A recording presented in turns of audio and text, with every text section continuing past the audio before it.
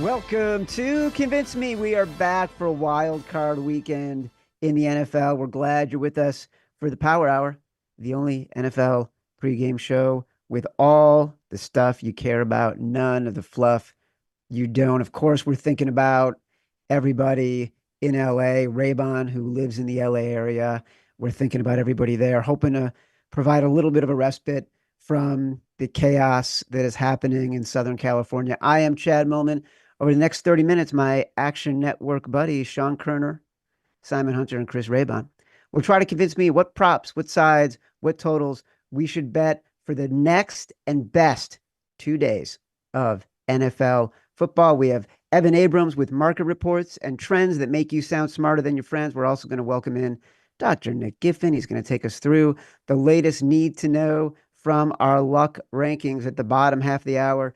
Gilles Gallant and Brian Matthews will preview the best touchdown props on the board today on the Touchdown Show.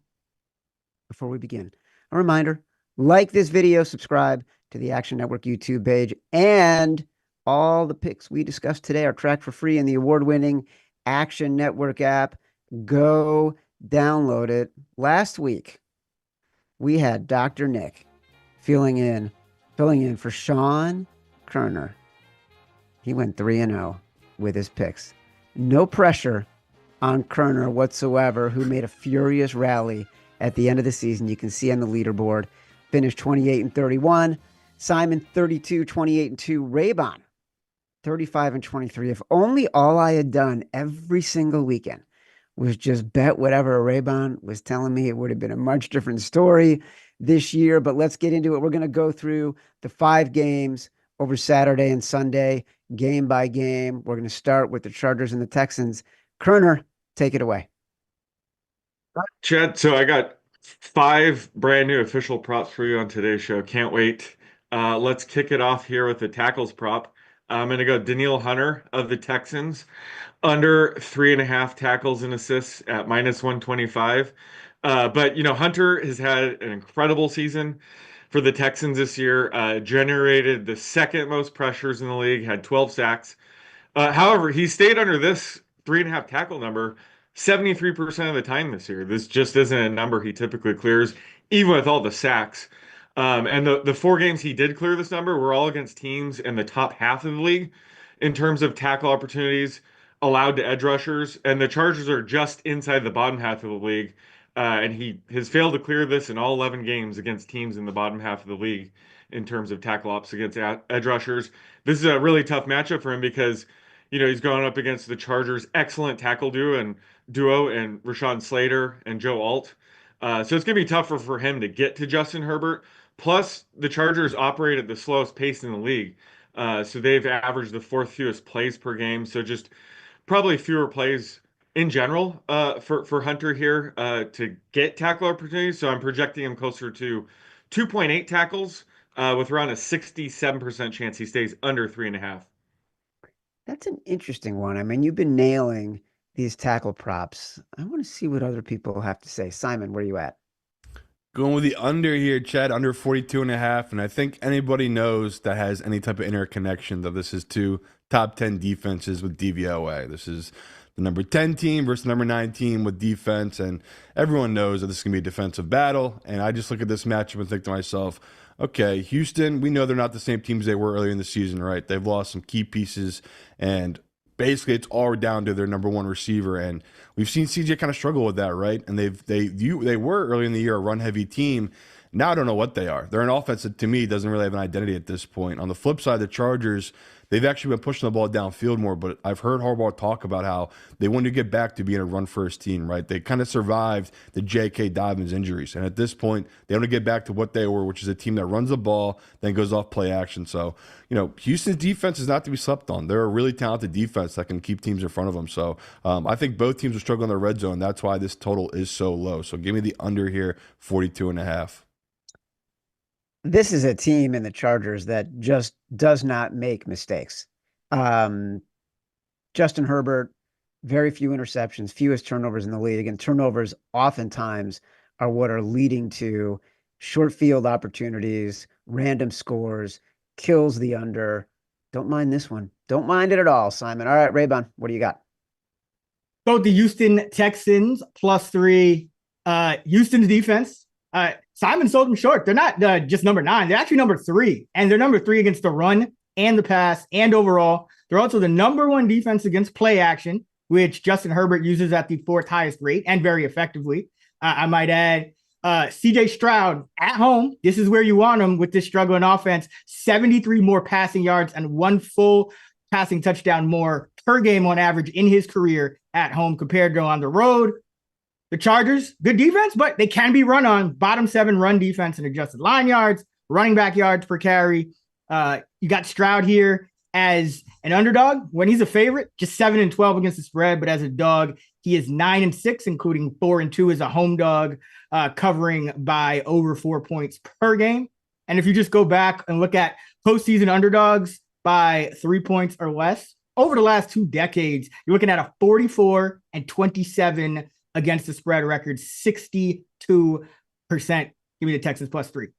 That is a very convincing argument. And if I did not love the Chargers so much in this spot, I would totally be all in on the Texans. I'm torn between Danielle Hunter and the under. Raybon, do you have any lean on those? Help me make a decision here. I'm on the under already. Usually when Simon and I are on the same side, that's pretty good. But I also got to shout out my guy Koerner for another top 3 rankings accuracy season. So I feel like I'm gonna go Koerner with this one, just because I feel like we already did the under, we did the Houston, but this is a new one that Koerner just threw out there. You know what? I'm with you on Koerner. That's the way I was leaning anyways. I just wanted some confirmation. So let's go with Danielle Hunter. Under 3.5 tackles at -125. I'm sure by the time we get off the air and I try to bet it, it'll be like under 1.5 -180. But we'll go with that for the purposes of this show in the moment right now. All right, next game, Steelers and Ravens. So much betting controversy on this game. Koerner, kick us off. All right, I'm going to go with Najee Harris to go under 11.5 rush attempts at -114. This just isn't a matchup I'm expecting Najee to see a ton of work on the ground here. The Ravens have allowed the 2nd fewest rush attempts per game, thanks to just their really good run defense and, forcing teams into pass-heavy trailing game scripts. I expect that here. So, not only are the Steelers nearly 10-point dogs here, so I'm expecting less rush volume overall, but the more and more the Steelers get down, the more Jaylen Warren actually sees work. So I'm projecting Najee closer to 10.5 rush attempts here with about a 60% chance to stay under 11.5. He just has multiple different factors going against him just in terms of expected workload here. All right. Well, not bad. Simon, the Steelers are huge underdogs here. And that doesn't necessarily mean the wise guys have automatically been hitting the Steelers. Where are you going?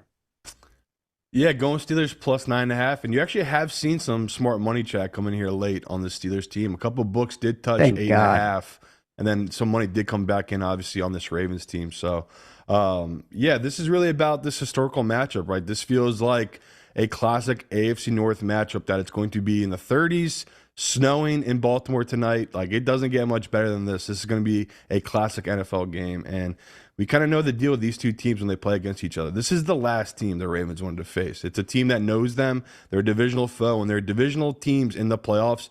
You kind of throw the records out, and the spread backs it up here. So, in Tomlin's career, when he's a dog of 3 points or more against this Ravens team, he's 6-1 against the spread. So this is clearly a matchup that he likes to be in when he's got a big dog. And, when I look at this matchup, I really go to the fact that this is the healthiest this defense has been for Pittsburgh in quite a while. They got a lot of guys back from key injuries. And the flip side, we're going to see how it's going to be for Lamar without his number 1 receiver. Like, I feel like people are underestimating how big of a deal Zay Flowers missing this game is and how it's going to change a lot to this game, and the fact that they will be able to bring extra guys down into the box. They won't have to worry about the deep threat. So, yeah, just to me, we all know that, this Ravens team's legit. What, they have 6 All-Pros, Chad? No one's doubting the skill level. It really all just falls onto Lamar. We don't know what type of Lamar we're going to get, but I'm going to bet you that Lamar is not going to win this game by more than a touchdown. So I love this number. Give me +9.5 on the Steelers team. All right, fading Lamar, fading the guy who should be the MVP of the league. Will he be? I don't know, but he should be. First team All Pro. Raybon, what's your bet? Going with the under 43.5. I too think this is going to be just a classic AFC North playoff, cold weather playoff game. These things are like pendulums, right? You saw play a low scoring game in the first matchup, then some adjustments, some injuries, high scoring game. I think it swings back the other way here. Zay Flowers, 1,059 yards, 25% of Lamar's passing yardage. He's out. Pittsburgh defense, most success of any NFL team against Lamar, more picks than touchdowns still against Pittsburgh in his career. 34 points allowed to the Ravens last time out, but that was without 3/4 of their starting secondary. Joey Porter back, Dante Jackson back, Deshaun Elliott, all those guys are back.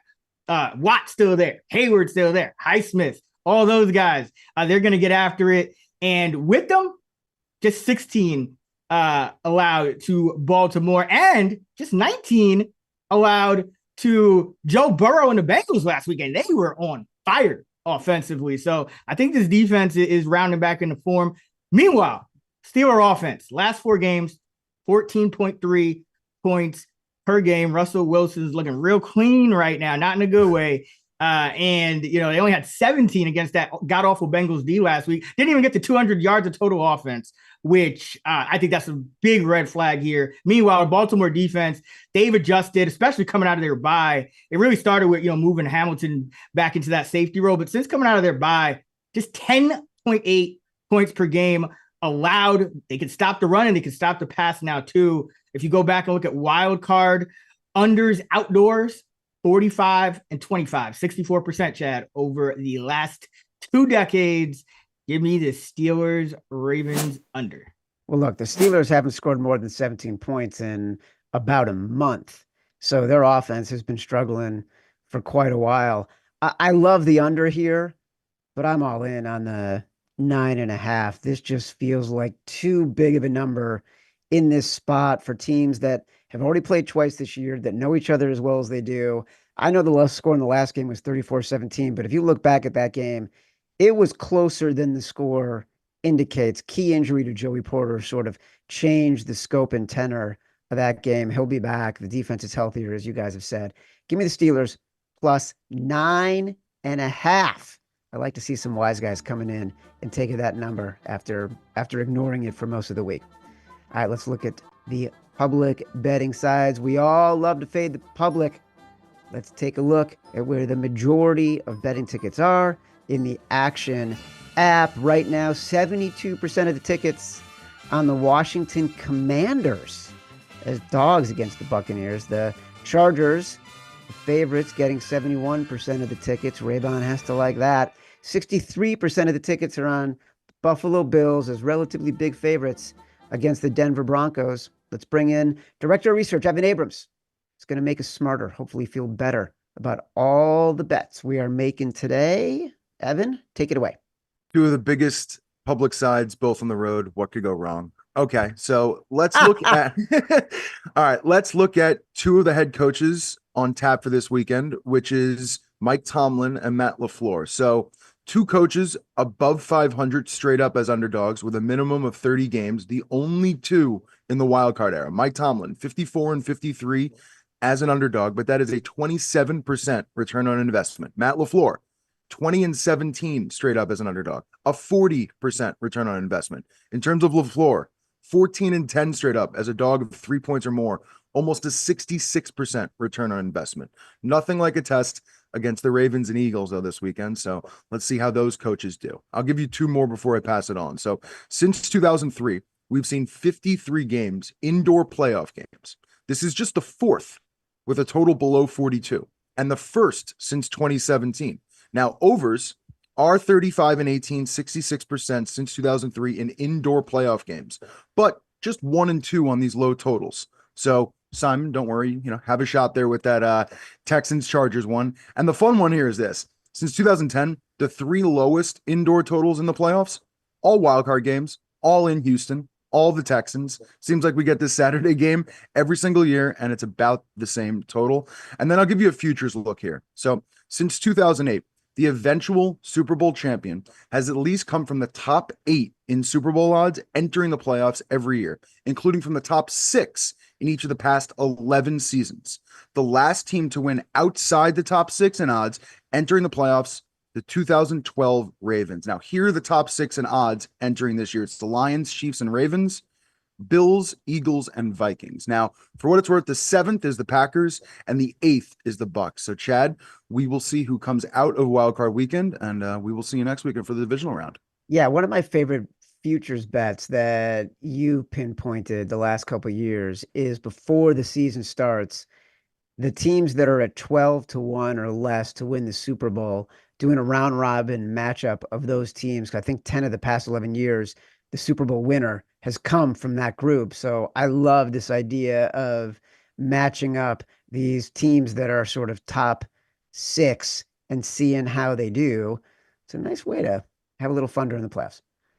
Do you want access to all of our experts' picks as soon as they happen? What about our pro prop projections powered by Sean Koerner and Chris Raybon? Did you not hear Raybon just give kudos to Sean Koerner, who is considered the GOAT of projections, finishing 3rd most accurate projectionist this year? You get all that, plus real-time bet and money percentages with Action Pro.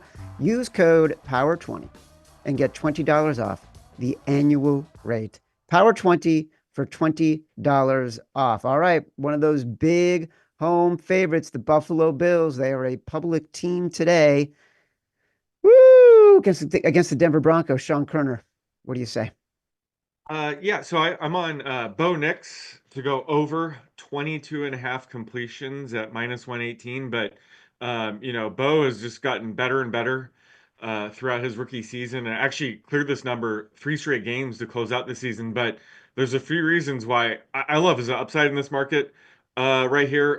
The first is this should be, a trailing game script against the Bills. And the Broncos, they've only trailed on 33% of their snaps this season. But as 8.5-point underdogs, they're expected to trail around 54% of the time today. So that's a plus 21% difference, which is the biggest jump of, expected trail rate among all teams this weekend, which correlates with a higher passing rate for this game.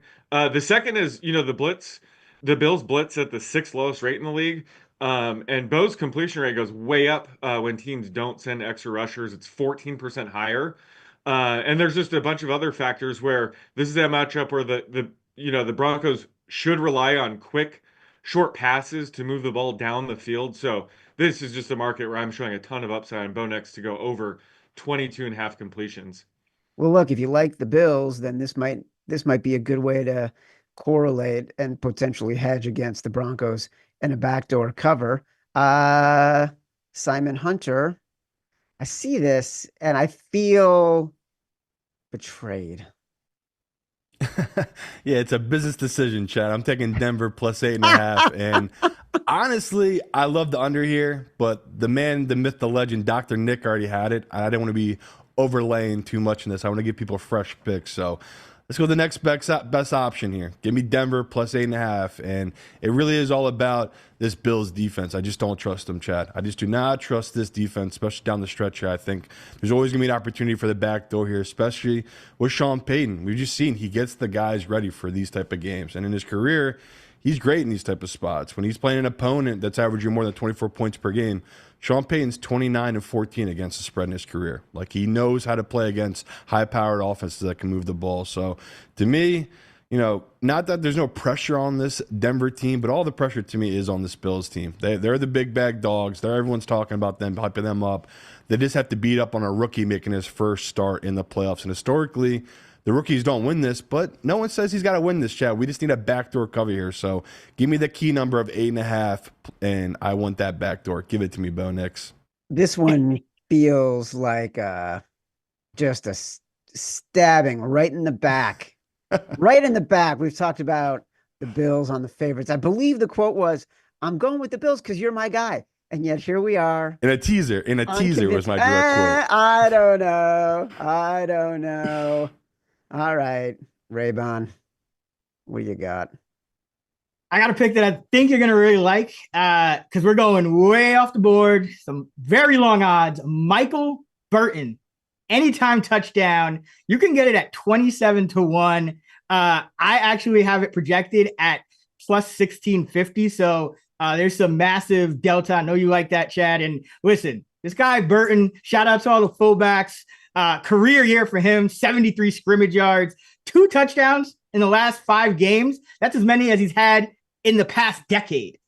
So just an amazing year for Burton. He's got 6 touches this year inside the 10-yard line for the Broncos. All of them have come in the second half of the season. He almost had a 3rd touchdown, got stopped at the 1, and that was also in the last 5 weeks. So Sean Payton's using him in close and scoring position. I would too if I had Javonte Williams on my roster, so I get it. But Burton has scored in 11.8% of his games. That would be plus 747, but I'm projecting significant regression.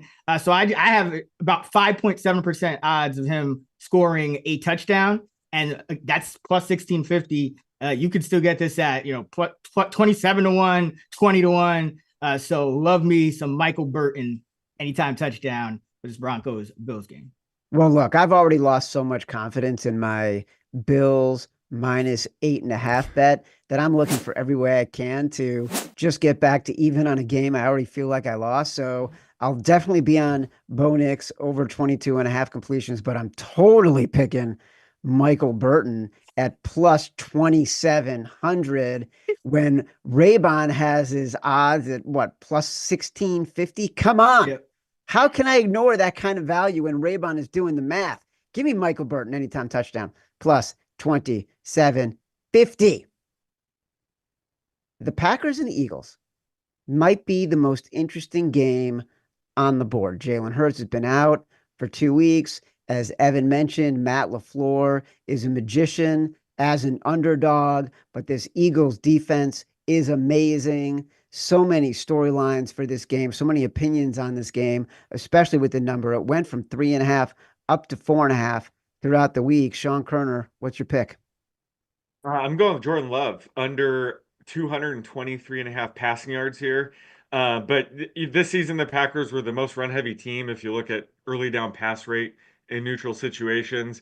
And despite being 4.5 dogs here, I still expect them to lean on the run game heavily here as much as possible. Just considering also, how good the Eagles' pass defense has been. But Love is going to be without his top deep threat in Christian Watson, who tore his ACL. Love had an 8.8 yards per attempt with Watson on the field this season, but just 7.0 yards per attempt without Watson. So we might see, shorter, quick passes. And then once they get the first down, they're going to run again. So I think that really limits his upside here without Watson. Plus, Love is dealing with that elbow injury that caused him to lose some feeling in his hand. I'm guessing he's totally over that injury, but could have some lingering effects, which, could lead them to run the ball even more here. So a lot like the different reasons for him to stay under 223.5, projecting him closer to 210. So about, like a 60% chance he stays under 223.5 here. All right. Well, yeah, that Eagles defense, especially their secondary. Zach Bond, the linebacker, all pro this year, one of the best coverage linebackers, one of the best in coverage of any position, according to Pro Football Focus. Cooper DeJean also top 5 in coverage, according to Pro Football Focus. They can cover in the Eagles' defensive backfield. All right, Simon, what do you got? Going with Green Bay, first quarter plus a half, Chad. And this really is about what I think Sean just talked about. These are two teams that they're both top 5 in first half rushes. Like, these are teams that want to run the ball, especially to start games. And we've seen that time and time again where the Eagles, they have not performed well in the first quarter because of that. They just cannot find a rhythm, where on the flip side, LaFleur just has such a great way of scheming up early on for Jordan Love to have open receivers before the defense can adjust to what they're trying to do. And we've seen it. Green Bay usually comes out pretty well. And I know last week they obviously got rolled early on by that Bears team that Chad loved to watch. But I think that's even more of a reason to back them early on here. I just don't think they're going to be underprepared and sloppy like they were the week before. LaFleur tends to be able to bounce back, especially after an embarrassing loss like that. And we've seen it time and time again. This Eagles team, they're most dominant in the second half. When they get Saquon going and this offense rolling, and the defense knows how to adjust and attack the offense, that's when they're at their best. They struggle, though, early in the game. So to me, there's a reason that a lot of books have moved this from -110 up to -125, -130, this number, just because it does really lean towards Green Bay's strength in this matchup against the Eagles team. So give me Green Bay first quarter, Chad. Very trendy bet, taking Green Bay first half, first quarter. I listened to Stuckey and Raybon on the Action Network pod. This was one of Stuckey's bets. He likes Green Bay in a couple of spots in the first half. All right, Raybon, talk to me. All right, Chad, I got not the first, not the second, not the third, not the fourth, but the fifth string receiver for the Green Bay Packers, Malik Heath. Anytime touchdown, 18-1. So Malik Heath outsnapped Bo Melton, who is their number 4 receiver last week, 15-9. Now, I think that in routes, I think that was more to do with, it was week 18 and they were probably trying to get Heath more work. But if you look at the other 2 games that Christian Watson was out, across those 2 games, Heath outsnapped Melton in routes 30-24. And Heath is coming off career highs in targets, receptions, and yards. He had 3 catches on 5 targets for 53 in that game against the Chicago Bears. He scored touchdowns in 2 of his last 5 active games. So another guy like Burton. And he scored on 12% of his career receptions with the Packers. So most of his production tends to come in the fourth quarter, over half of his career yards and all 3 of his career receiving touchdowns, fourth quarter. So this guy is Mr. Garbage Time. The Eagles got 3 corners. They don't got 5. So you might have a situation late in the game where, Sean is sweating that Jordan Love yardage prop, and maybe the Packers are down a couple scores, and they have 4 or 5 wide on the field. That's when Malik Heath does his thing. So love this at 18-1. I'm projecting it around 11-1. I give him about an 8.4% chance. I think the market is going a little too heavy toward Bo Melton. Everyone's getting excited about him, and we love Bo Melton, but it's created value now on Malik Heath, who's kind of seen a similar role when Watson's been out. Guy, come on. You can't expect me to go with another anytime touchdown with a 5th string receiver who gets most of his production in the fourth quarter when I'm already all in on Michael Burton at plus 2,700. I'm going with the Jordan Love prop from Sean Koerner. You know why? 3rd most accurate projectionist this year, and also the greatest of all time. There you go. Let's talk about the luck rankings. My favorite stat in the Action Network universe is our luck rankings, taking all the noise out of the randomness, giving us a more accurate picture of a team's performance. With that, let's welcome in the streaking hat, not just in the NFL. The guy was nailing some college football props during the bowl season. Dr. Nick Giffen, let's hear it, buddy. Yeah, so luck rankings, we're going to go to, this is not a luck rankings game technically, but it is pretty close. So we're going to Houston, Los Angeles Chargers. And the prop here that I'm going to go with is Joe Mixon over 17.5 rushing attempts. And that's because Houston here is the unlucky team.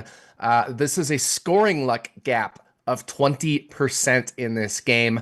The Chargers, their luck team total is minus 3.4, whereas Houston's is plus 2.7, right? So that's a 6.1 difference between the 2 teams. That would kind of be like a total luck thing there as well, favoring Houston as the unlucky team. The Chargers, they're number 1 in red zone touchdown rate allowed, but that's probably going to regress. We've seen how noisy these things are. Sean has talked about that before. The Chargers only 9th in defensive DVOA. So I think if there's going to be some regression, it could come in the red zone. Houston, if they cover, of course, as the unlucky team here, that can keep them in a more rush-oriented, neutral, even potentially leading game script in the second half, which will feed Mixon a lot more attempts. And it's the playoffs, right? You're not going to use your backup running backs as much here. So you're really going to rely on your bell cows here. And I really think you should with Mixon, because the Los Angeles Chargers are a bit of a run funnel defense, 17th versus the run compared to 6th versus the pass in DVOA. All right, Joe Mixon carrying the ball. What's your bet? What's bet number 2? Yeah, bet number 2. Simon spoiled it a little bit, but we're going to go to that under in Buffalo versus Denver. Under 48 for the total.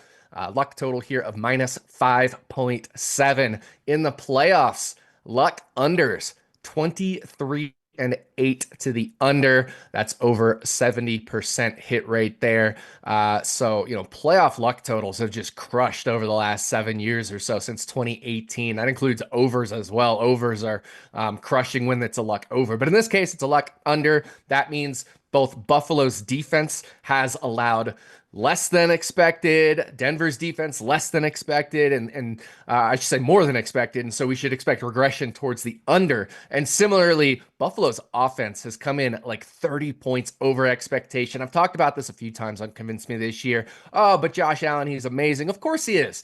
But if he's that amazing, why was Buffalo under their expectation last year in terms of scoring? It's because these things are adjusted for the quality of the players, the teams, etc. So Josh Allen's performing even above, the team is scoring above even Josh Allen's performance. So that's due for some regression. Look, Josh Allen is amazing. Mm-hmm. Not as amazing as Lamar Jackson, who was That's first team All-Pro and should probably be the MVP for the season. Don't give me narratives. Give me numbers. All right, let's talk about Sunday Night Football. Last game on our slate for the full weekend. The Washington Commanders visiting the Tampa Bay Buccaneers. The Commanders have been a field goal underdog and been getting a lot of attention from professional bettors all week. Sean Koerner, what's your play? I'm going to go with Austin Eckler to go over 43.5 total rushing and receiving yards at minus 110. But Eckler was finally able to return to action last week after being out since week 12 due to his concussion. And this is a matchup where you mentioned, the Commanders are field goal underdogs here. More likely to be in a bit more of a pass-heavy game script, which I think sets up better for Eckler than it does Brian Robinson Jr. And Tampa Bay, they've allowed the third most receiving yards per game to opposing running backs. And Eckler has been very efficient on the ground and as a receiver this year, averaging a league high among running backs, 6.5 yards per touch. So I like the idea of taking his rushing and receiving yards over just because we'll capture any explosive plays he has, whether it's on the ground or through the air. Kind of makes it a little bit of a game script independent play. So he's actually cleared this in 9 of 12 games this season, but I think since he's been out so long, the market's kind of like overlooked him a bit. So I'm showing quite a bit of value on him to go over 43.5 total scrimmage yards here. Feels like a pretty fair number for Austin Eckler, 43.5. All right, Simon. Not shocking, Chad. I basically like the under for every game, so I'm going to end it on an under here. 50.5. It's just too high, and I saw an amazing stat from Evan. Basically, since 2003, these 50-point unders when they're outdoors, Chad, you want to take them to the under. So they're 21-14 to the under in this exact scenario, and it really is to me about these two teams that people are just going to look at the paper and say, well, these are two defenses that struggle, and then two offenses that can put up a ton of points. Automatically going to bet the over. And I look at this as, well, are we not going to give too much respect to this Bucs team and all the injuries they've played through, especially defensively? Like, this is a really bad secondary, but guess who's coming back? Winfield, one of the best defensive backs in all of football, safeties too. And it's like, okay, if this guy can come in and be a game changer against this rookie quarterback, that's a big deal. And then you think, what does this Bucs team want to do offensively? They want to lean on Bucky Irving. Like, the Washington is one of the worst run defenses in football. I told you, Chad, I think Bucky is a top 10 running back. I think this kid is legit. And we've seen they've gotten more trust, especially Todd Bowles, in the second half of the season, leaning on him. So, to me, this is going to be a type of game where the Bucs are going to ball control. They're going to try to hold on to as much as they can, never let Jaden Daniels get into a rhythm, kind of, make him uncomfortable just sitting on the sideline here and lean on Bucky Irving. So, I love this matchup that goes towards the under here. And they just know if this turns into a shootout, that all that does is favor the other side in Washington. Like, you did not want this to be a shootout if you're the Bucs here at home. So to me, they know the game script. They need to lean on the run here, wear that clock out. 50 feels way too high. It feels like if this was regular season, yes, that makes sense. In the playoffs, where everyone's very tight, we've seen it time and time again. These high totals do not come through for people. So I do love the under in this one. Give me the under 50.5. Biggest total on the board for the weekend is this game right here. Raybon, last bet.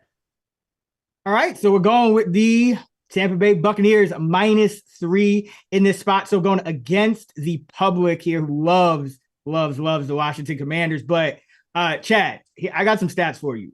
Per Mike Sando of The Athletic, there's been 798 offenses since 2000, and only one has done all of the following in the same season: 28 or more points per game, 6 or more yards per play, 65% or more red zone touchdown conversion, and 50% or more third down conversion. Tampa Bay is that offense. So this is a historically great offense. I think people are kind of sleeping on it because they had that massive injury, to Godwin and Evans in the middle of the year, and no one knew any of their receivers for a time. But Baker Mayfield has been playing amazing. Liam Cohen is one of the best up and coming coordinators in the game. He's going to start getting a lot of interest real soon. And Simon mentioned it. Washington's defense has struggled against the run. They're 23rd in DVOA, 26th against the run. Bucky Irvin, I don't even think he's top 10. He might already be top 5. I think Koerner and I got him ranked as our number 2 back for this slate of games, the wild card weekend. So he's just been amazing. Tops in the league in yards after contact. So Marshawn Lattimore could go ahead and get Mike Evans ejected. The Buccaneers have other ways to beat you. Jalen McMillan scored in 5 straight games. And Tampa Bay's defense, 16th in DVOA. That might surprise some people. And now it's as healthy as it's been all year. Jamel Dean, Winfield, Edwards, their pass rushers, linebackers, everyone's healthy at the same time, which hasn't been the case really all year. That's why you see them giving up, like 500 yards to Kirk Cousins and whatnot. But when this defense has been healthy, it's been really good. Top 3 run defense when healthy with Vita Vea in the middle there. So that makes it tougher on the rookie in Daniels. And Washington, Chad, just 1-4 against the spread and straight up against playoff teams. Tampa Bay, 4-3 straight up against playoff teams, 5-2 against the spread. And they have victories against this Washington team and both teams seated higher than them in the NFC, the Eagles and the Lions. So give me Tampa Bay. When they've won this year, it's been by margin. I'm super surprised, Simon, that you did not go with Tampa -3. This has been the bet you like the most all week. I got to assume that Raybon just got into the script before you did, right? Yeah, no overlap. I was just trying to give out fresh picks. Like I didn't want to step on anyone's toes here. So yeah, Chris beat me to my favorite bet. This is a no-brainer. Raybon had the most passionate, convincing, adamant argument of any pick that we had in the entire show today. I love Tampa today. I know the wise guys love Tampa today. People are overvaluing this Commanders team from a public point of view. So give me the Tampa Bay Buccaneers as field goal favorites at home on Sunday Night Football. If you do want to same game parlay the under, the Austin Eckler yardage prop, and Tampa Bay, you can get a payout plus 600 right now at DraftKings. This has been Convince Me. Stick around for more of Dr. Nick and the Touchdown Show coming up right now. Good luck, everybody. Thank you, Chad, and the whole Convince Me crew, and welcome to the Touchdown Show for Wild Card Weekend. I'm Gilles Gallant with the Action Network, along with Brian Matthews. And we've got a special guest back with us, fresh off of a Convince Me appearance. He is on the Wild Card Weekend edition now for each of the last 2 years. It is Dr. Nick Giffen. I'm so happy to have him back here for Wild Card Weekend. Nick, welcome back to the show. So here's how today's going to work. The 3 of us, we're going to each cover the NFL playoff games for Saturday, Sunday, and Monday. We're going to give our best touchdown bets of the game. We'll start with the Saturday doubleheader, and we're going to finish off Monday night with a touchdown same game parlay for Rams and Vikings. Now, remember, these are our best touchdown bets for the game, but not all of our bets. So if you want to know all of our NFL bets for this weekend, you can download the Action app. All right, let's now start with Chargers-Texans. Chargers 3-point favorites on the road, total down to 41.5. It's the lowest total of the weekend. You've got running backs right at the top. Joe Mixon at -115, followed by J.K. Dobbins, Ladd McConkey up to +145, and Nico Collins at +150. Then you start to see the odds start to climb. You're seeing Quentin Johnson around +240, Dalton Schultz all the way up to 4-1. And as you keep going, you've got Will Dissly, Gus Edwards, DJ Chark, and John Mechie rounding out that top 10 at +490. So, BMAT, when we're looking at the touchdown odds for this game, you've got a best bet. Who do you like to score in this game? Yeah, for the first game, I'm just gonna keep it a little simple here and go with Ladd McConkey anytime touchdown at plus 140. I just think, look, he's got 3 touchdowns in his last 4 games. I think it's very clear that he is the wide receiver 1 in this room. You look at it and you say, okay, D'Amico Ryans, hinted that, Derek Stingley might be, spending a little more time with Ladd McConkey. That doesn't worry me too much in the sense that they do a good job with pre-snap motion and the mesh routes, making it tough for, man coverage and guys not to switch. So I just think that when it comes to the playoffs and you're talking about Justin Herbert, you're looking at who's he going to throw to. And when it's on the line, you just feel like Ladd McConkey's going to see a lot of volume. And so I think that with the first pick, Ladd McConkey here against the susceptible Texans pass defense, I'm all for it. So plus 140, that's what I'm going with. What a crop of rookies this year, right? Like Malik Neighbors, Brian Thomas Jr., you've got Ladd McConkey here. Yep. The fact that we're first bet of the game, first bet of the weekend, we're leading off with a rookie. It just shows how good this rookie class was this year. Yeah. So Ladd McConkey at plus 140 is what B-Man is going with his best bet for the game. Nick, you're up. What's your best bet for Texans Chargers?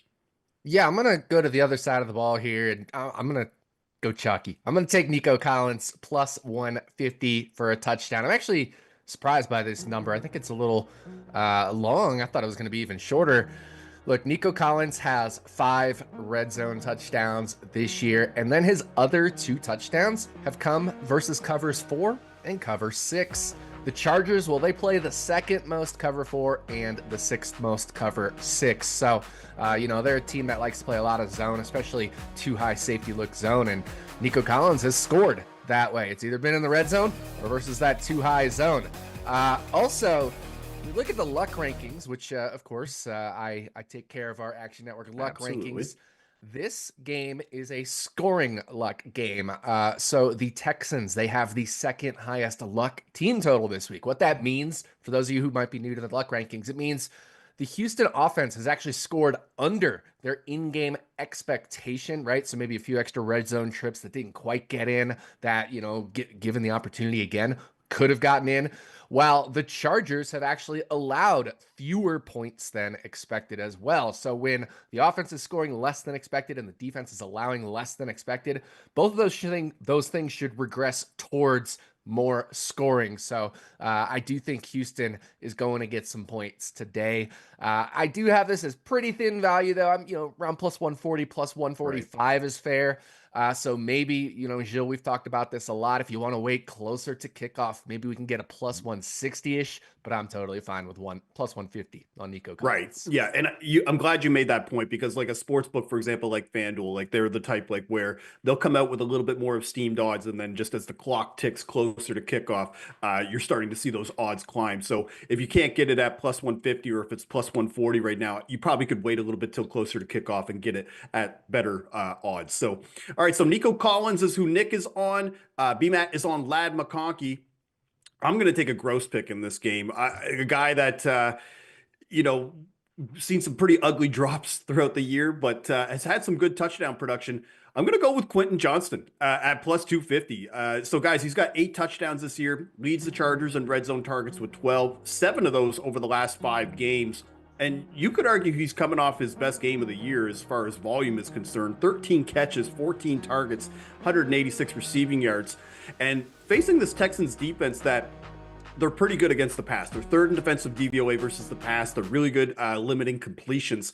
But the one knock on them, they've still allowed 21 touchdowns to wide receivers this year. That was bottom 3 in the NFL. And now there's going to be no Josh Palmer this week. So I think that Johnston could end up seeing a little bit more volume as a result. And the Texans, they do play zone quite a bit, top 10 rate. And when you actually look at Johnston's touchdown splits, all 8 of Johnston's touchdowns this year were against zone defenses. It's weird. It's the number 1 in the NFL ahead of Jamar Chase. So Quentin Johnston is who I'm going to take at plus 250. So before we get going and looking at the next game, let's recap. I'm on Quentin Johnston. Nico Collins is who Nick is taking. And Ladd McConkey is who BMAT is on. And you can find all quick slips for these touchdown bets right in the YouTube description. So make sure if you're looking for a quick way to find these bets and you want to tail them, you can just tail them right in the YouTube description.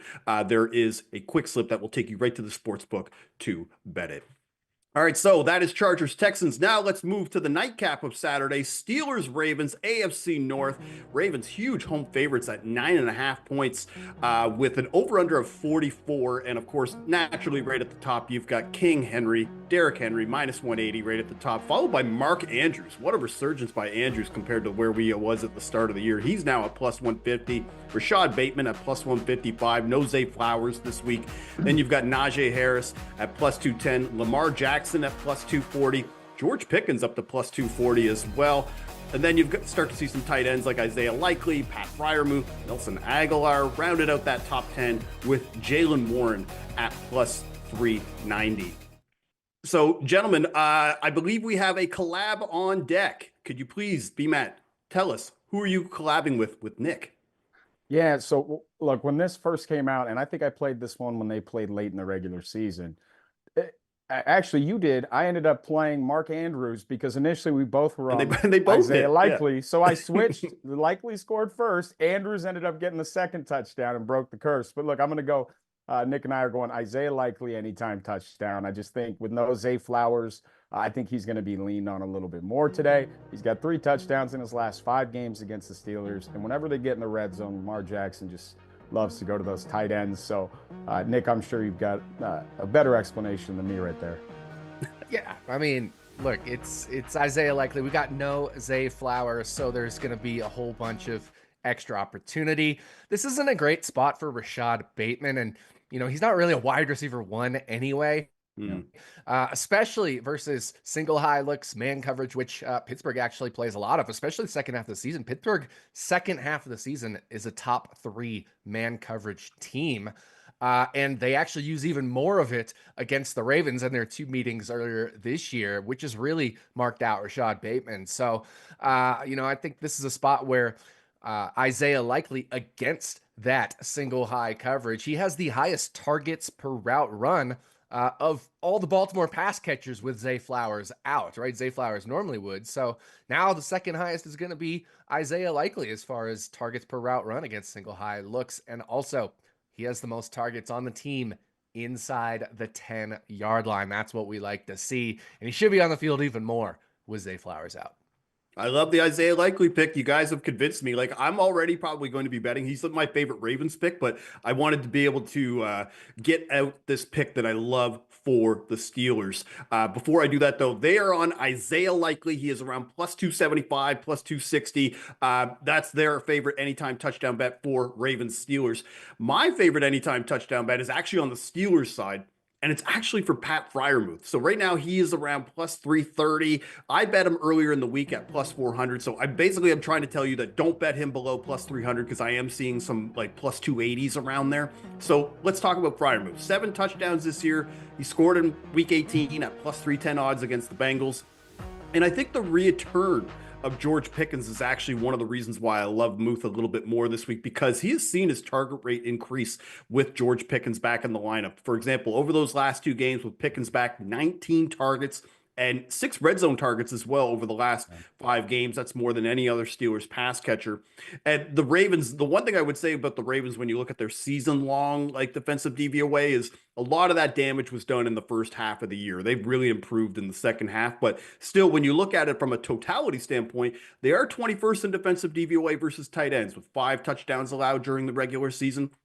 The Steelers are obviously big road underdogs. They're likely going to be in a trailing game script, so I just expect more passing from the Steelers side, especially like I'm seeing people that I trust taking like unders on like Najee Harris, like rushing attempts. Like they're probably more than likely thinking that the Steelers are going to have to throw a little bit more. So that is who I like is Pat Freiermuth at plus 333.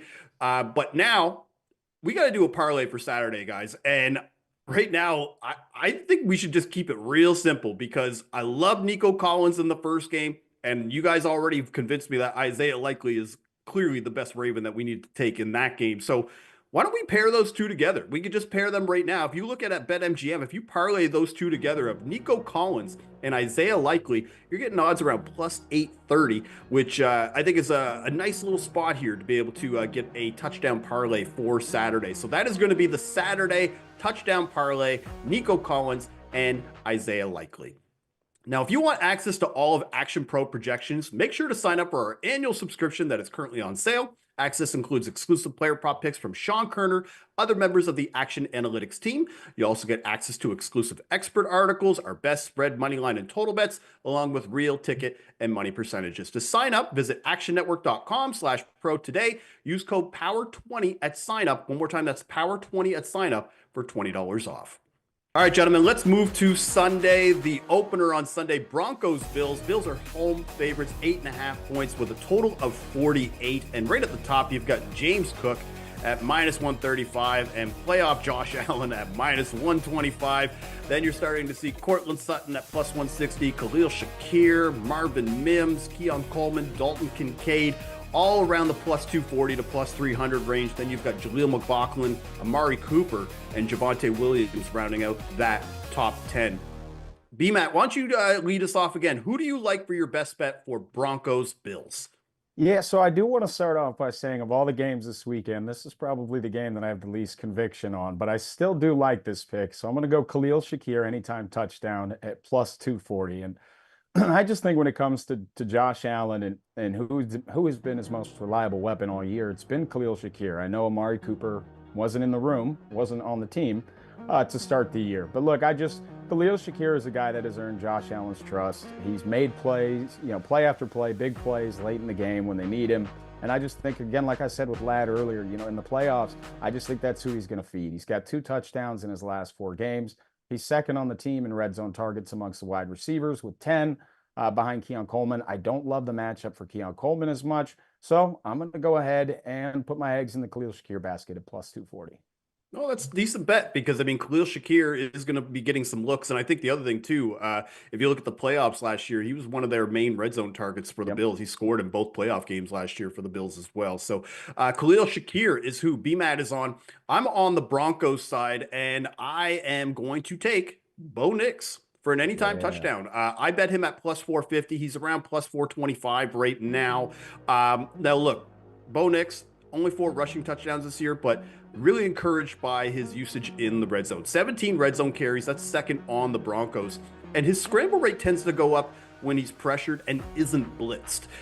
When you look at his splits this year, that's generally when his scramble rate will increase. And the Bills defense, top 10 in pressure rate, but bottom 5 in blitz rate. And you could ask Chris Raybon, for example, trying to make a pick in this Broncos backfield, it's just near impossible. Picking a running back to score is like a fool's errand. Like you just don't know whose week it's going to be. Javonte Williams will be used in pass protection, then you don't see him again for the rest of the game. Audric Estime looks great in the red zone, and then they give carries to Marvin Mims on a jet sweep, right? So it's really difficult to kind of peg the backfield on this Broncos team. So also Nick's third in the NFL in total scrambles, actually behind Jaden Daniels and Caleb Williams, which kind of reaffirms that rookie quarterbacks tend to scramble a little bit more just because they panic and they run. And that's why I kind of like Bo Nix here. So I kind of had expected odds around 3-1. So I'm going to ladder actually his 2 touchdowns as well. It's around 55-1, just a little sprinkle, but Bo Nix for an anytime touchdown at plus 425. I love this bet this week. So I'm on Bo Nix. B-Matt is on Khalil Shakir. Nick, take us home. What do you like for Bills Broncos? Yeah, we're going to go way down there and take Ty Johnson at plus 650. Just a little quarter unit play here. My predictive analytics colleague, Sean Koerner, actually gave this one out earlier this week. So I suggest you go into the Action Network YouTube archives and check out his pick there for Ty Johnson. He gives some really good analysis, especially around downfield throws to running backs. But also one other thing is Ty Johnson has the 4th highest fantasy points per route. That includes yardage and touchdowns. So I like to incorporate those together because it kind of gives us a bigger picture of what's going on with Ty Johnson. The 4th highest fantasy points per route versus cover 4. And everybody thinks Denver's this man defense team, but sneakily, Denver has played the 3rd most cover 4 in the second half of the year. So when they are playing zone, it's very often cover 4. Also, this game is a luck under. We talked about, the scoring luck for the Texans. So I'm not expecting as many touchdowns as the market thinks here, which is why, if I don't think there's going to be a ton of touchdowns, I really don't want to go with the favorites. I'm going to just take a small little sprinkle on a long shot. Oh, that's awesome. And I think the other thing too with Ty Johnson, because I tracked the anytime touchdown odds and the profits, he actually finished this season third with 4 touchdowns this year, but 36.5 units in profit. If you would just put Ty Johnson, it was actually third in the NFL behind our guy, Nick Westbrook-Akinye, and his teammate, Nick Vanette. So yeah, 2 Titans named Nick. I think Nick actually brought that up. So triple Nick here. All right, so let's recap that one more time. Nick is on Ty Johnson plus 650 for a quarter unit. I'm going to be on Bo Nix. I'm going to ladder his touchdowns for 2 touchdowns. And B-Man is taking Khalil Shakir for the Bills to score in that wild card playoff game. All right, let's now move to the second game on Sunday. This is actually the game that I had the most difficulty trying to pick a touchdown scorer, and that's for Packers Eagles. Right now, the Eagles 5-point home favorites with a total of 45.5. We had some quarterback question marks all week. Jalen Hurts and Jordan Love both expected to play, but right off the top, you've got Saquon Barkley, minus 165. Josh Jacobs scored a touchdown now in 8 straight games. You're still seeing him at minus 115 as well. Jalen Hurts at minus 115. Then you've got A.J. Brown at plus 135. Devontae Smith at plus 200. And then you start to see the Packers, Romeo Doubs, Jaden Reed, Tucker Kraft, Dontavian Wicks, and rounding out that top 10 coming back from injury is Dallas Goedert at plus 340. So those are the top 10 anytime touchdown odds for this game. B-Man, I think you're going to pick an old familiar here with this guy that I've made quite a bit of money off of picking this year. Who do you like to score a touchdown for Eagles-Packers? Yeah, we're breaking the trend, though, since Dallas Goedert is back. But That's I'm true. going to go with Devontae Smith, anytime touchdown at plus 210. I just think, look, 4 touchdowns in his last 4 games. He really turned it on at the end of the year. And I think if you look back over the course of the season, he leads the Eagles in red zone targets, and he leads the Eagles in targets inside the 10-yard line. He's been targeted 5 times inside the 10-yard line, and he scored 3 times. So a 60% success rate. It's fairly solid. But look, he's a guy that I think when I look at the difference between A.J. Brown and Devontae Smith as far as targets and red zone looks, I go, there's not that big of a difference to me to say that, I'm all on board A.J. Brown at plus 135 versus Devontae Smith at plus 210. So I'm going to go Devontae Smith and get him. Hopefully he gets in the end zone at plus 210. Well, the one thing about Devontae, and again, I'm not saying that Devontae is as good as A.J. Brown, but it kind of reminds me of the Jamar Chase, T. Higgins situation where a lot of the time Jamar Chase is around plus 110 and then you're seeing T. Higgins around plus 200, right? And a lot of the time it's like, look, I'm not saying that T. Higgins is better than Jamar Chase. I'm not saying Devontae Smith is better than A.J. Brown, but the odds shouldn't be that much of a difference because, again, they are still both very talented. So Devontae Smith is who BMAT is on. Dontavian Wicks is who I like, guys. With the Packers, like I've been trying to pick on who's going to emerge now with Christian Watson out this week. I think Dontavian Wicks is the guy that we got to go with. So plus 310. He's got 5 touchdowns this year. Christian Watson is out, and Dontavian Wicks should see an elevated role as a result. And in games this year with Watson was out or limited, the good news, you did see Dontavian Wicks see a snap increase. It was over 70% compared to when Watson was in the game when it was more closer to like 50%. He also sees his target rate nearly double in games where Watson was also out. So, and then you're looking at this Eagles coverage, which has a very good coverage unit during the regular season. And where Wicks tends to line up based on the season-long snap counts, I think he's going to likely be matched up most with Darius Slay, not necessarily Quinyon Mitchell or Cooper DeJean. So also Wicks leads the Packers in red zone targets with 15. He had 6 over the last 5 games. That's who I think is going to have to be very effective for the Packers to win this game if they're going to win. So Dontavian Wicks is who I like at plus 310. Nick, what do you like for this game? Yeah, I'm going to stick my neck out here a little bit, and I am going to go with Dallas Goedert at around plus 340 for an anytime touchdown half unit play here.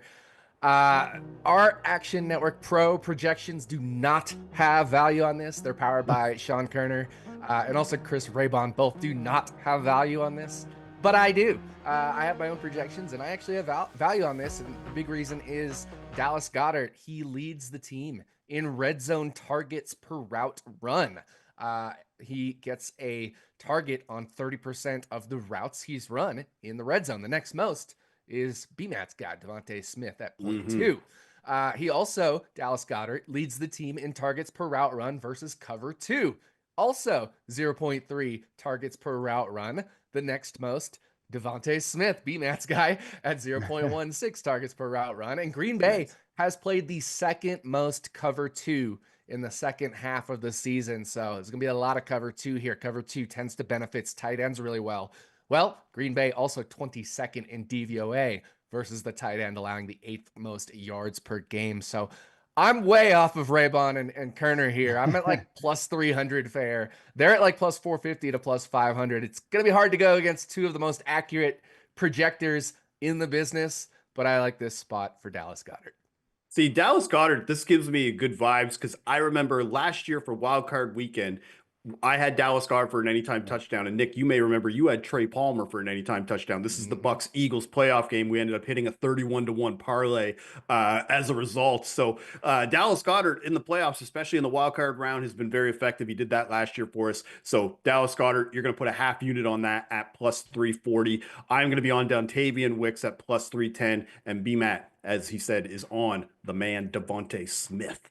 So now, Nick, we are going to talk about your Commanders. And before we talk about Commanders Buccaneers, I wanted to ask you a question because last year when we did this show, BMAT is a Browns fan. I'm a Cowboys fan. We're both like gloating about the fact that our team is in the playoffs. And now, turntables. Commanders are the team in the playoffs, and the Cowboys and Browns are sitting at home. And so let's talk about this Commanders-Buccaneers game for Sunday night with the Buccaneers right now favorites of 3 points with a total of 50. Bucky Irving off the top, again, a running back right at the top with minus odds for a game, minus 145, followed by our guy, Mike Evans at plus 105. He's going to be matched up with Marshawn Lattimore, which will definitely make it a primetime matchup. Then you've got Terry McLaurin at plus 120, Brian Robinson Jr. at plus 165, Jalen McMillan, another prize rookie, playing well, plus 170, Jaden Daniels at plus 185. Rounding out that top 10, you've got Zach Ertz, Austin Eckler, Cade Otton, and Olamide Zaccheaus at 3-1. So, BMAT, you like a touchdown in this game, and you are looking at the Commander side. What do you like? Yeah, so I do want to point out, though, that my first inclination, the first pick that I had, Jalen McMillan, was at plus 220, which I did log in the Action app when that came out. I would use that as my pick for, and Joe, you joined me with that. I would have used that as my pick today if the odds weren't absolutely smoked. So we pivot, and we're going to go with Jaden Daniels anytime touchdown at plus 185. And so I'm expecting struggles from Daniels. Cover 3 isn't a scheme that he's been particularly effective against. And I just think, like you said earlier, you're talking about scramble rate. Jaden Daniels is far and ahead the leader in that category. And I think, there was a period during the year where he wasn't running as much. He was also banged up, and they were trying to protect him. They've kind of taken the gloves off. He's been running a lot. And I just think in the playoffs, all bets are off. So I think he's going to be running quite a bit today. I like his rush, his rushing yards prop, which kind of leads me to the fact that I also like his anytime touchdown at plus 185. Well, if you recall, it was week 1. He scored 2 rushing touchdowns on this defense. And we had him at 22-1 in the spicy pick. So we were able to cash in on that. So Jaden Daniels has been very effective, clearly probably going to win Offensive Rookie of the Year as well. So Jaden Daniels to score a touchdown on this Bucs defense at plus 185. That's where BMAT is on. I like a Commander too. I'm starting to lose a little more confidence the more I talk with people about the Commanders offense, but I still like it. I still like Zach Ertz to score a touchdown in this game. So he's around plus 255. And Zach Ertz, especially over the second half of the season, started to look like vintage Ertz.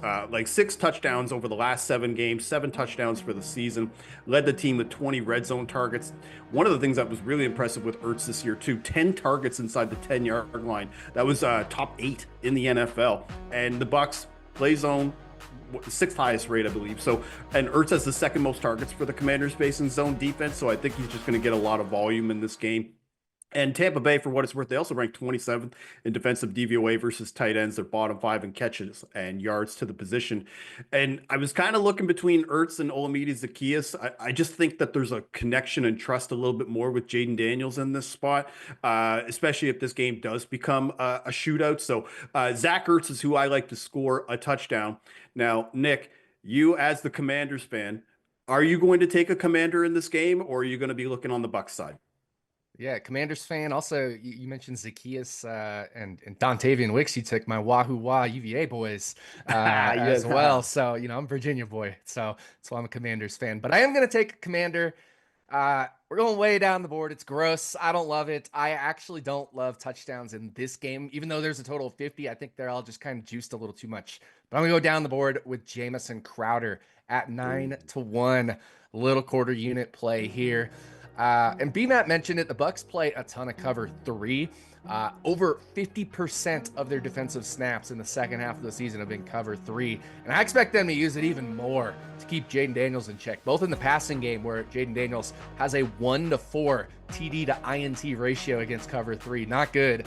But also to keep an extra man in the box, zone coverage. So you're going to keep your eyes on the quarterback. All that is going to be to keep Jaden Daniels running in check. When they met in week 1, Tampa Bay played a ton of cover 2, which was an extra man away, and very little cover 3. They only had I think a 20% cover 3 rate back in week 1, and that allowed Jaden Daniels to run. So with that said, all that cover 3, Jamison Crowder, in a limited sample size, I will say that, but they've been looking for Jamison Crowder in cover 3. He has the highest targets per route run versus cover 3, and he has the highest targets per route run on the Commanders in the red zone, albeit 3 red zone routes run, but he's been targeted twice on his 3 red zone routes. So, I'll probably be taking some other anti-Washington Commanders bets. I wrote up a Jaden Daniels interception, maybe Tampa Bay to win or cover type stuff, because I really think if they play over 50% cover 3, the Commanders are going to struggle there with Jaden Daniels to move the ball. But of the players on this game, I do have the most value on Jamison Crowder. Around plus 750 touchdown odds I have is fair. Man, what year is this? 2014? Like Jamison Crowder, like a Commanders or Washington football team legend. Like, you know what I mean? So the fact that he's back on the team, he's at 9-1 to score a touchdown, slot receiver. I love a little bit of a long shot on this bet. So even though we are feeling a little down on the Commanders offense, all 3 of us on a Commanders touchdown bet for this game. That's scary. What's wrong? All right. So, but let's do a parlay, because I kind of want to recapture some of that magic that we had, Nick, when we did that Action Island parlay last year. And I think we should try to go for a big long shot touchdown parlay here. So I want to pitch to you guys the idea of, what if we add Devon Vele as a touchdown leg from that Denver Buffalo game? I think Bo Nix, especially looking for a big body over the slot, I think that's a way that they could attack it. Plus, I love the odds. He's around 5-1. So BMAT, I'll pitch to you. Maybe we could add Devontae Smith as the touchdown prop from the Green Bay Philly game. But this third leg, guys, this is the one where you have to make a leap with me. Mike Evans. Marshawn Lattimore and him are going to be up against each other all game. I think Mike Evans could still beat him in coverage, and I think there's going to be a couple of times where maybe it gets a little heated, but I still love Mike Evans for a touchdown. If we put all 3 of those legs together, Devon Vele, Devontae Smith, and Mike Evans, you could parlay all 3 of those, and it's 34-1. 34-1 for this Wild Card Sunday parlay. So we're going to take Devon Vele, Devontae Smith, and Mike Evans, and you can get that parlay at FanDuel. There's a quick slip in the YouTube description where you could get that as well if you want to be able to take you right to FanDuel and be able to bet it. Yeah, all right, gentlemen. Yeah. So, all right, now let's move to Monday night. We're going to get out of here. We're going to do a quick touchdown same game parlay, and then we're going to get out of here. So it's Vikings-Rams. This game has actually been moved to Arizona due to the fires that are going on in California right now. So we hope everybody is going to be okay from that. But right now, Vikings 2.5-point favorites on a neutral field with the Rams. The total at 48 Let's look at the odds right now. You've got Kyren Williams at -130 and Justin Jefferson at -110. Then you've got Puka Nacua at +115, Aaron Jones at +125, Jordan Addison at +150, and Cooper Kupp at +175. That's 6 guys below +200, gentlemen. And then you've got TJ Hawkinson, who yet to have a touchdown during the regular season. He's around +220. And Cam Akers at 3-1, Demarcus Robinson, and rounding out that top 10 is Tyler Higbee. Now, B-Matt, last night we were kind of all talking about this, and I think Kyren Williams is going to have a big game in here right now, because if you look at the red zone snap share and red zone carry share, like, he's got over 80% of the carries in the red zone. So talking with Nick, and just, I think we're going to have to do a 2 touchdown bet as part of this. So right now at FanDuel, Kyren Williams 2 touchdowns around +490. I think that's who we need to add here. But Nick, what do you think if we add Jordan Addison for an anytime touchdown at +145?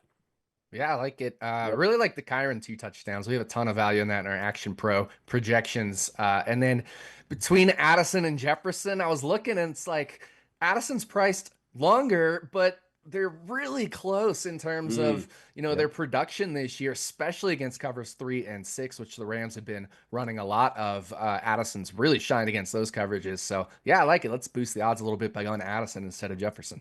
Yeah, so that's what I was about to say. So right now at FanDuel, if you put those 2 props together, so that's Kyren Williams for 2 touchdowns and Jordan Addison for an anytime touchdown, that's coming out to just over 11-1. So I think that's a very solid play that we could do for Monday Night Football. Very indicative of the way that these offenses work, especially in the run game, where Kyren Williams, again, just gets the lion's share of red zone carries. And then Jordan Addison has always been kind of a good deep threat, especially playing against that Rams defense that does struggle in the secondary. So that's going to be the Monday Night Football same game parlay between Vikings and Rams. And gentlemen, that's all for today.